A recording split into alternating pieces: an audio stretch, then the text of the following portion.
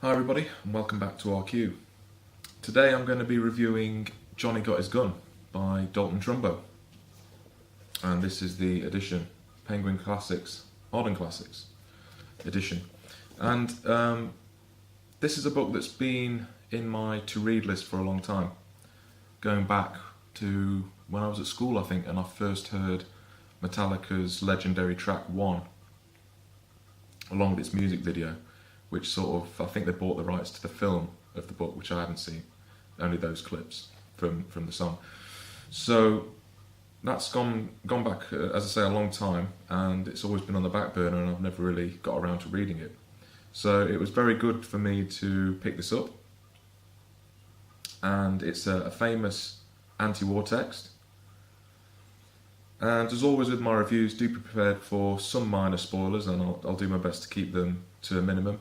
But if in doubt, do go away and read the book before you come back to this review, and that'll take any sort of risk out of it. The title of the book is a play on the rallying call Johnny Get Your Gun, which was a recruiting call used to encourage young Americans to enlist in the military in the early 20th century. And in this book, Johnny does certainly get his gun.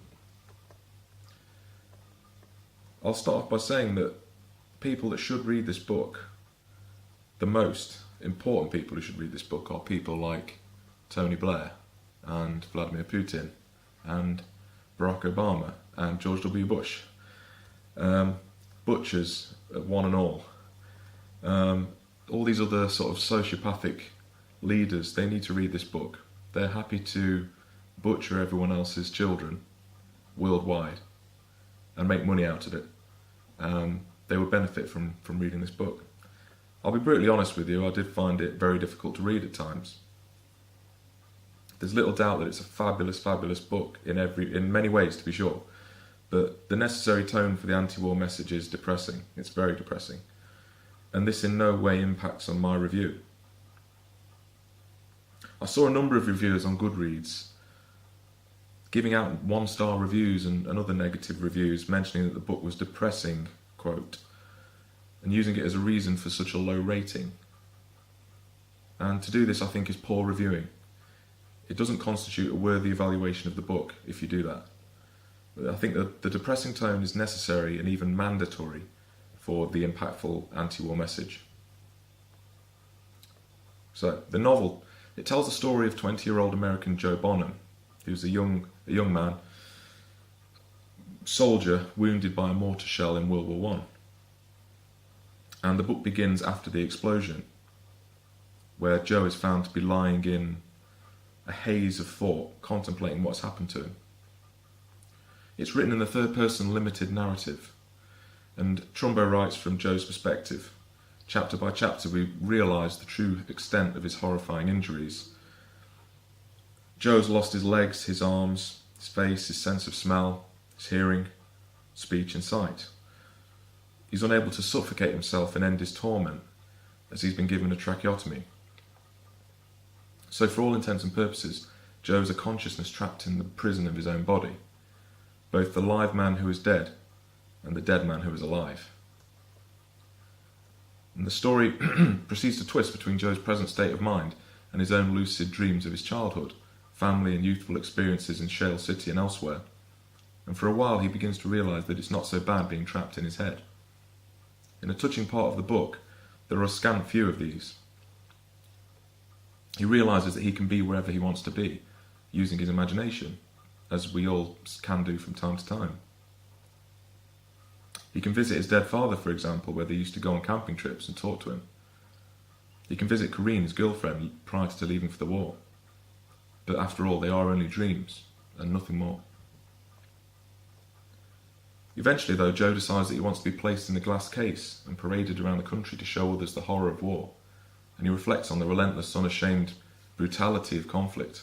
And chapter 10 is particularly poignant, with a lot of quotes, and I'll find one for us.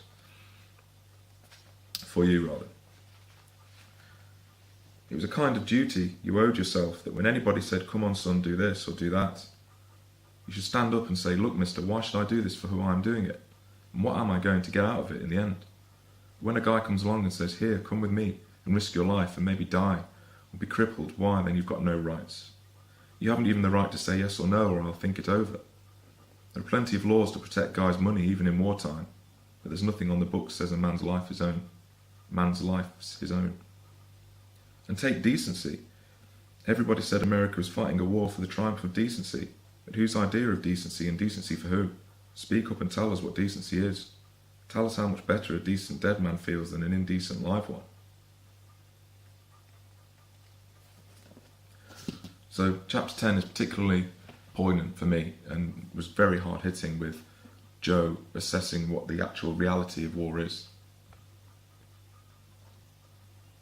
Okay, so the next few points I'd like to talk about do contain some spoilers, so if you don't want to have them revealed to you, then I would suggest pausing the video now and coming back to it at a later date. Towards the end of the book, Joe devises a method of communicating with his nurse using Morse code, tapping his head on his pillow. Sadly though, the military men don't grant Joe's wish of help, and it seems that he's forced to live out the rest of his life, shut off from the world, a fate worse than death in my view. It was fine for them to make him what he is, but too much to euthanize him when he needs it most. I was looking for a more upbeat ending, but it wouldn't have been characteristic of the tone of the book, and would have impacted on the overall message. So to wrap up with more negative aspects of the book in my opinion, although the tumultuous, raving tone of the novel is awkward to read at times, due to a lack of punctuation, the sentences just scream along. I realise that this is intentional on Trumbo's part, to put across Joe's hectic, emotional state. He's trying to put across the futility, idiocy and grim reality of war and what it does to people, more often than not the average Joe, Bonnet. Despite this, I did find it difficult to adjust to. In terms of supplementary material, I found that the introduction by E.L. Doctorow added value to the book, although like 1984, my review on that, these Penguin Modern Classics should put all supplementary material in the back of the book.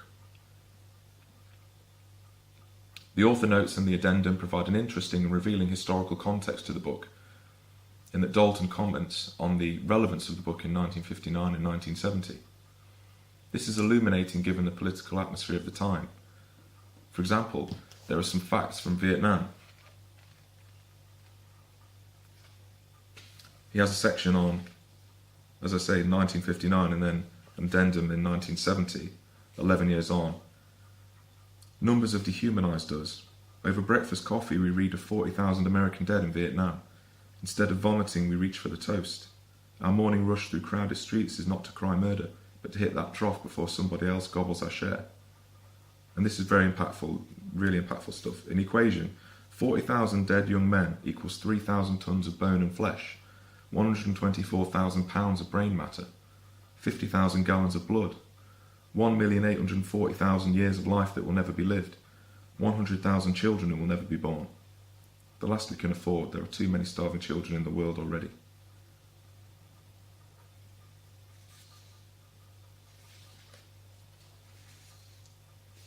So, very hard-hitting, uncompromising message.